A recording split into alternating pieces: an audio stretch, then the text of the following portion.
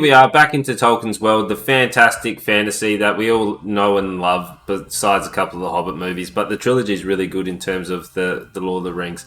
But we are back in. This is a prequel. We're set well before, obviously, the events of the Hobbit and the Lord of the Rings. So we get to establish what's happened to Middle Earth and how all those events led up to one another.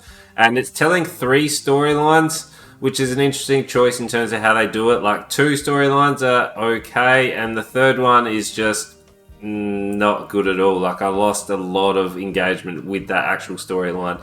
But this, obviously, I'm trying to detach myself from obviously the hype that is Lord of the Rings. Like, Lord of the Rings is a fantastic film, so I was coming into this with a lot of hype. The trailers were a little bit dicey in terms of I wasn't really excited. Like, something felt a little bit missing in terms of the grand scale that you want with the Lord of the Rings. The Ring of Power had such a massive budget on it, and I was just really intrigued on how they've used this budget. Like, obviously, The Hobbit and the Lord of the Rings are a fantastic spectacle with the CGI use, and this really holds up in terms of their presentation. Like, their blend of CGI, costume design, and everything about it is absolutely stylish. Like, you cannot fault it. I was really shocked in terms of how beautiful a lot of the scenes looked. Like, everything looked fantastic.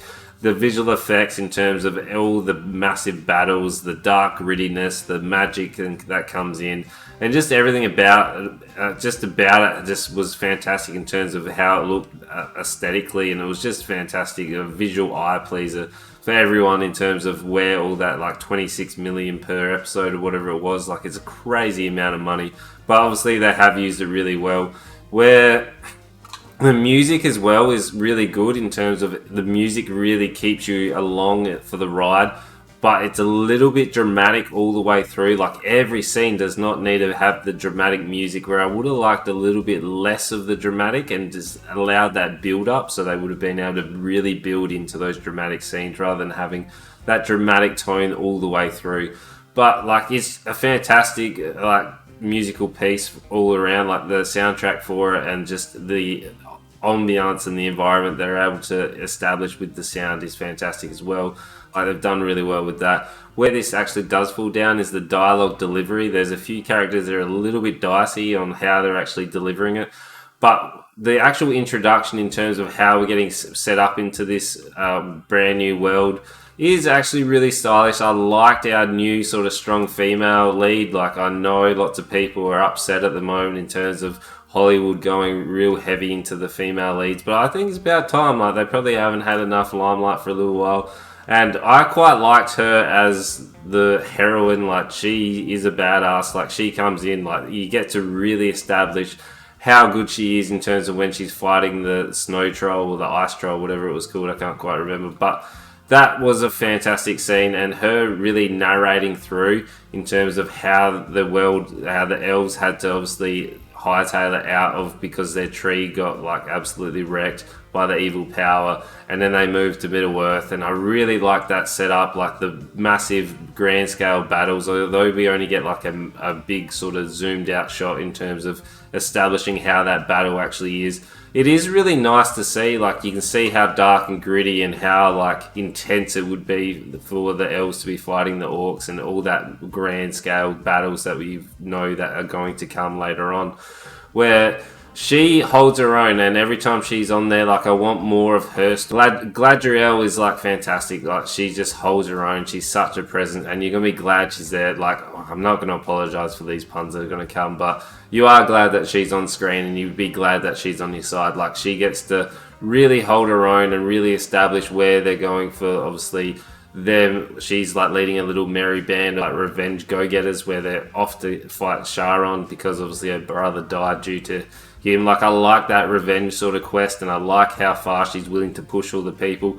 What was odd in terms of the elves, like, they really pushed hard in terms of showing the ears. Like, once they established at the start the kids all had the ears, like, I already knew they were elves because I could see their ears. I didn't need close-ups on the ears, which was a weird choice of, like, really honing in and really pushing down our throats that these guys are elves. Like, we already knew that. We can establish that. We know what the elves are, considering we've already seen, like, 6 movies, so we know we know what the features of an elves are. So the actual ears do look really real, so I guess that's a plus.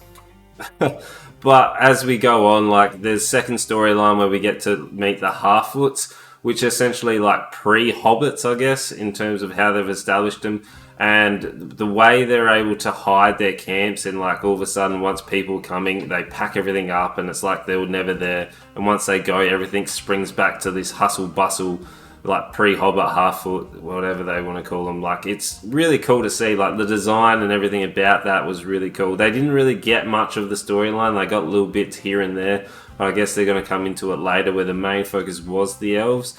But they did get a little bit of like limelight in terms of establishing that they're going to play a bigger role in terms of the story. So I like them popping up here and there. The camps remind me of like if you've ever seen any Vietnam War like documentaries or been there, like going there and seeing how they like hid all the smoke and how they just disappeared without a trace. It reminded me of that. It was really cool. And one of them's like they pull in the veranda and all of a sudden they're completely hidden and it pops back up and all of a sudden he comes out and just straight back into like day-to-day life. Like it was really stylish how they did it, really clever. Once the humans do get involved, like obviously the storyline, they have one with the humans, and it's one of the elves obviously tracking down a poison well, and that whole segment where they were just discovering about the well and like obviously building up the tension between the humans and the elves. Obviously they've got a lot of like tension and the humans really don't like the elves, but the elves were like pretty chill about everything. But the whole I need to find out where this well is and no one trusts me, it was a little bit disengaging. Like I didn't really care. Then we have obviously the love interest as well between an elf and a human, so we have that forbidden love, which they do point out a number of times. Like the son of the lady does obviously get a little bit of bullying from his friend when they're trying to break into one of the barns, and that's a really nice setup in terms of being able to see how Sauron's going to get his powers back and come back into the actual fold. Where that little storyline, it does wrap up kind of quickly after that. So once we establish where he actually has to go to find the poison well, and then all of a sudden things are kicking off. Like we've got a meteor coming in, we got Sauron back and a guy just absolutely in a world of hurt in terms of he just came down in a meteor. And then the weirdest thing was like it was really stylish, and I think it was for the visual aspect in terms of the elves going out into the beacon to be sucked up, where they're all standing there in like with their swords facing down. I'm glad like it was a fantastic and perfect conditions for the sea. Like there was no waves, there was no bumps, because I feel like one bump and someone's gonna stab themselves in the foot or something. Like it was visually stunning to see them. Like it did suit like a lovely Rules the Third and how they were stationed, and their costume design was great, but it just didn't make sense in terms of how they were standing and being in a boat. So I don't know, that's just where my brain jumped to, but that's if you know why they stand like that, unless it's like a ceremony kind of thing, let me know in the comments below. But for me, like it was really good. I did like where they were going with it, but it felt like a Tolkien-ish. Like they had moments where you really felt like it's going back into that Tolkien world in terms of that big grand scale fantasy, but they just didn't quite hit what you wanted it to. Like I just need a little bit more. So for me, it's like a 3 out of 5. Like it's okay, but they just need something. They need that big grasp. I'm hoping like episode 2 is going to do it, because this was all focused on episode 1. So I'm excited to see where that goes. Weekly podcast now. Check that out. It's called Movie Talks on Spotify, on Apple. Otherwise, on here you're going to get the vodcast if you want to see us talking and see how we interact. So it is with Lawson, who is my mod on Twitch. So I'm also live on Twitch on Tuesdays and Thursdays, 7:45 Australian Central Standard Time. And make sure you subscribe to the channel and make sure you like and comment as well. It really helps out the algorithm. You know what to do. Make sure you tell your friends.